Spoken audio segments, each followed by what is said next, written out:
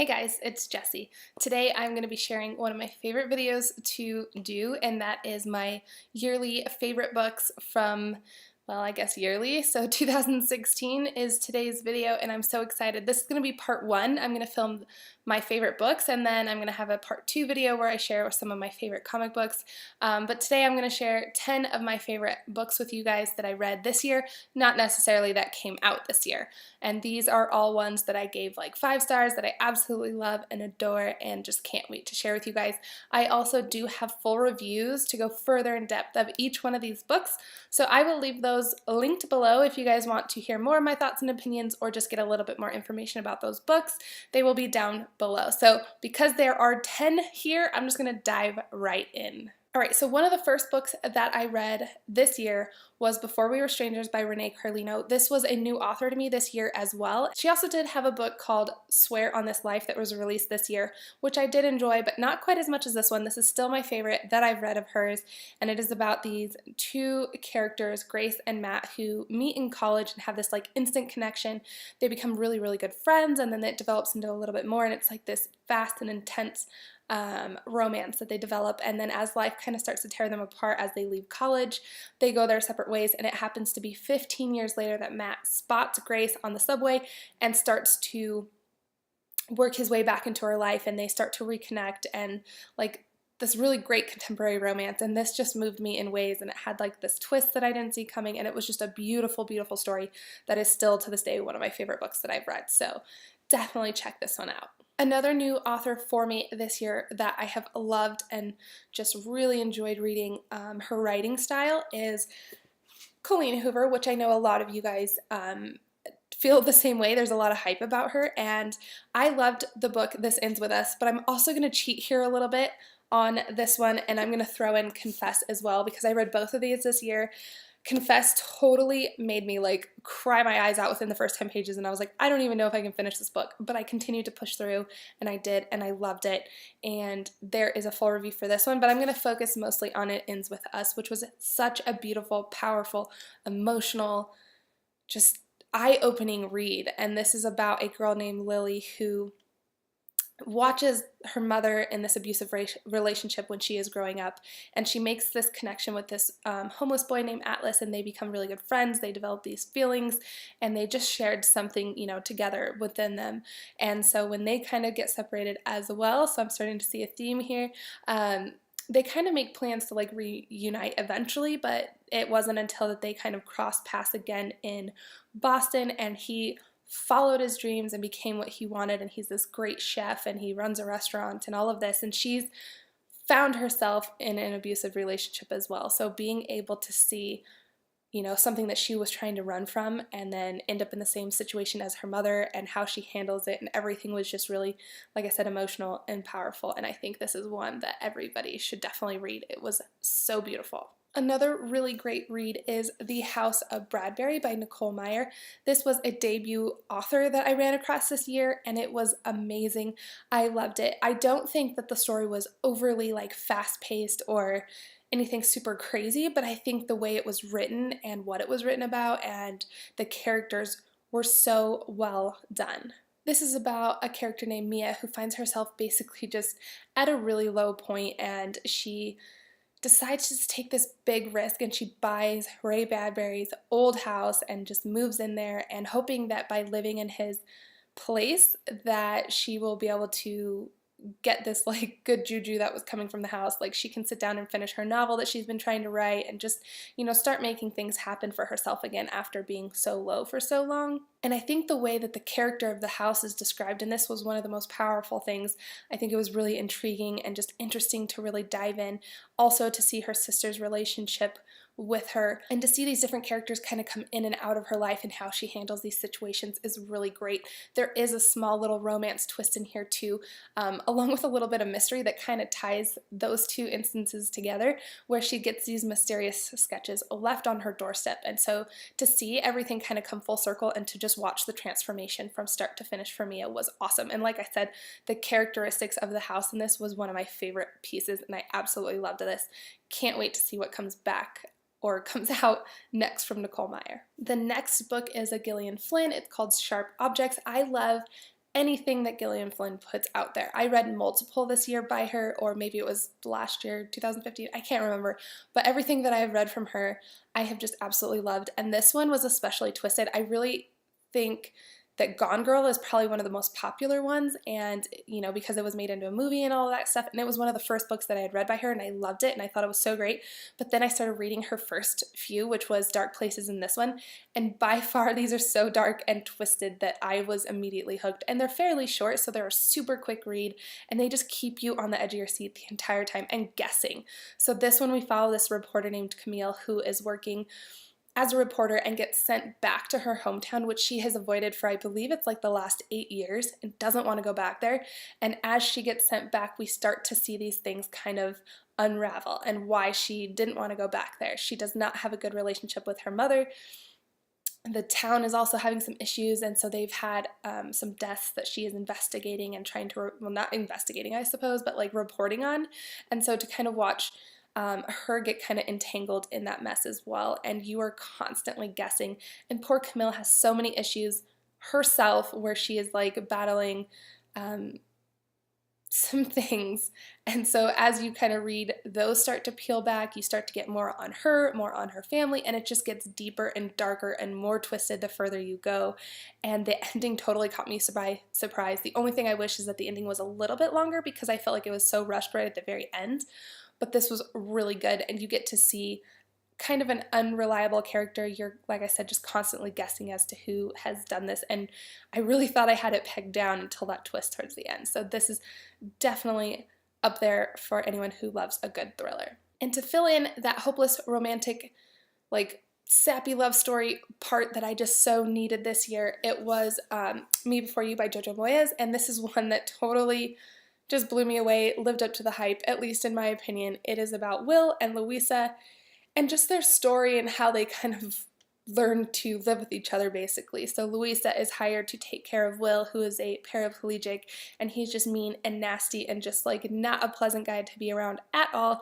It makes Louisa's job very difficult. She continues to stick through it and tries with all of her might to like push through and, you know, make him feel a little better and just come to terms with what has happened. And so I think the transformation in Will was awesome, and I loved Lou's character. I really thought it was like just so perfect and funny and entertaining and just heartwarming, and I absolutely love this. And it was also very heartbreaking, so it definitely pulled on some strings and it left me like crying, and it was just a mess, but I loved it so much. Going in the complete opposite direction was a historical fiction by Ruta Sepetys, and this is Salt to the Sea, and this is still, to this day, one of my favorite reads ever. It was so beautiful and emotional, and again, eye-opening. So this is a World War II novel, and if you are new to my channel, you will know, well, I guess I should let you know that I love anything to do with World War II. It's just something that really interests me, and so when I found this, that I definitely had to pick up with it. And it's not necessarily a sequel, but kind of like a spin-off of Between Shades of Grey. So I have a link and a review for that as well, but this one is by far my favorite. It portrays a part of World War II that I don't feel like is very well known, and there are 4 characters that are kind of telling this story, so you get a little bit of each point of view there, and I thought 3 of those characters were fantastic. They all end up crossing paths as well, so kind of seeing how that unfolds and how they all meet and interact and kind of what happens between them. But that 4th character, like, I hated him so bad, and I didn't want to read his chapters but knew that I had to because it is an integral part of the story, but at the same time it was like so terrible to read because just his mindset and his thinking and just everything about his character really just like got under my skin, so I definitely didn't like it. As these 4 characters are all being evacuated, they're trying to get to this boat that's gonna, you know, take them away to freedom and to safety, and just kind of what happens. So like I said, it's very depressing and sad, but it's so beautiful and eye-opening, so I highly recommend this for anyone who loves a historical fiction novel. Alright, to kind of break up some of that, I'm going to jump into one poetry book that just blew me away this year, and I am so thankful that I picked it up. I was actually at Barnes & Noble when I saw the cover, and I just kept seeing it over and over, and finally I decided I'm going to pick this up. I'm not a huge poetry reader, but I was like, I'm just going to give this a go because the cover is gorgeous, and a few of the poems that I had read were pretty interesting and I thought like really resonated with me, so I picked it up. It is called Milk and Honey by Ruby Carr, and holy moly, I like blew through this all within like an hour or two while I was waiting at an airport, and then I instantly like reread, and since then I cannot even count the number of times that I have picked this up. It is so fantastic, and like I said, the whole thing just resonates, and I just can't get over it. I feel like it really just spoke to me, and I felt like some of the situations and the things that I've been through in life, it just worked so well. So I feel like this is a pretty universal read that a lot of people can connect with. So this one, you just have to read it, trust me. All right, the next one on my list is Fangirl by Rainbow Rowell, and this one did not disappoint. I did not even expect to love this as much as I did. I know that there's a lot of hype on it, and I was like, all right, I'm gonna give this a try, and just fell in love with it. It is about two characters, mostly one character, but it's about these twin sisters, Kath and Ren, who start their freshman year of college, and kind of the situations that they get through. So main character here would be Kath, and we follow her around. It's a little bit more from her point of view. The twins have done everything together for like the last 18 years, so Ren decides she wants her own life, her own identity, like wants to try things, so she kind of pushes Kath, and poor Kath is kind of like, I don't know what I'm doing, I'm so lost and alone, and so she pretty much locks herself in her dorm room for a good chunk of the time there. She also likes to write stories, and she writes about the Simon Snow series, which has been kind of hinted at as towards being like Harry Potter, and so I think that was really interesting to kind of get a story within a story there. But Kath's character was so fantastic and really relatable, and you really kind of what's the word I'm going for here, where you sympathize with Kath and just her situations and the struggles and all of that. And so she also kind of has like this love interest that comes in, and Levi, and the two of them are just freaking adorable. Probably one of my favorite like couples ever. They were just so cute, and just this whole story just blew me away. Like I said, it was something that I didn't expect to love as much as I did, and I definitely fell in love with the story, and I pretty much think I need a reread of this because it was just so cute. So my last two are also thrillers here, and the first one that I have is Hidden Bodies by Caroline Kepnes, and this is actually book 2 in a duology. The first one is You, which I can leave a link to that below as 2, and they are so good. I know a lot of people liked You better than Hidden Bodies, but I felt like in the first one it was so hyped and it didn't quite live up to it as much of the creepiness or whatever that I had like intended or thought that it would, and so this one definitely surprised me a little bit more in terms of like Joe's growth and his character and the creepiness and just the all over just like craziness, and the fact that Joe here, if you guys haven't heard of this series, is kind of the serial killer like creeper guy, and he falls in love with these women, and he like tracks them down and plants himself into their life, and then something happens and he goes off the deep end, and then he just like resurfaces again and finds somebody else to be like, you know, attached to. And so here we follow him where he had followed a character to from New York to LA, and then ends up like, she's kind of gone from him. He sets his eyes on somebody else and goes like gung-ho after her, and then he ends up falling in love with her, which is just really crazy, and she falls in love with him, and so they kind of like start this life together, and it's really interesting, like I said, the growth of this character, and also the fact that you just fall in love with this serial killer who you should not love, but you totally do. Like, his character is perfection, and I really need more Joe in my life, so hopefully Caroline comes out with something because I need more Joe. If you guys haven't picked this up, I really hope you do because it will just blow you away. It is such an amazing duology of just a lot of creepiness, but beware, there is some pretty graphic stuff involved, but I loved it. So the last one is also a thriller, and it is one of my favorites. It was, again, another new author, so I read a lot of new authors this year, which was really exciting, and it is by K.A. Tucker, called He Will Be My Ruin.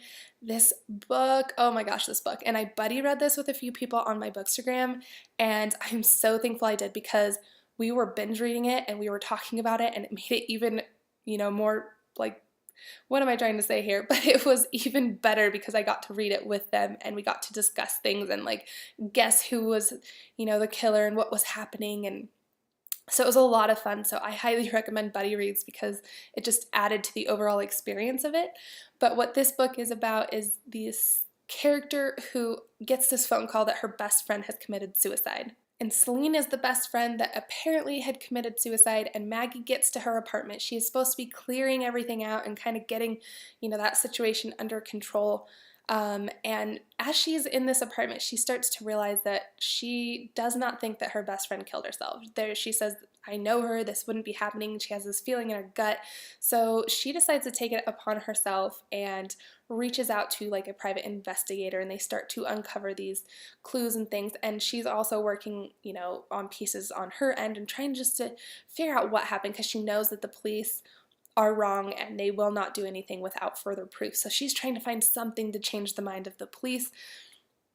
So we just follow her through all these characters, constantly left guessing. There's a really great and kind of hot romance with the super of Celine's apartment complex, so that ended up being an interesting like flair to see like a romance happen in the middle of this like mystery thriller, and I think that was so well done, and I haven't read anything quite like it, so I absolutely just like fell in love with this, and I can't wait for more from K.A. Tucker, because the way that writing style was and the way it all played out and it kept me guessing, it was just so fantastic, and this is another one that I highly recommend. Alright, you guys, so those are my top 10 favorite books. They were in no particular order. Like I had mentioned, I have all the links below in case you want more in-depth reviews. Those are down there. If you have any questions or comments, please feel free to comment below and I will do my best to answer them all. And I just want to say thank you guys so much for tuning in. I always love doing these videos, and I would love to hear what either your favorite books were or if we had any in common and all that good stuff. So please comment, subscribe, and like, and I will see you guys next time. Bye.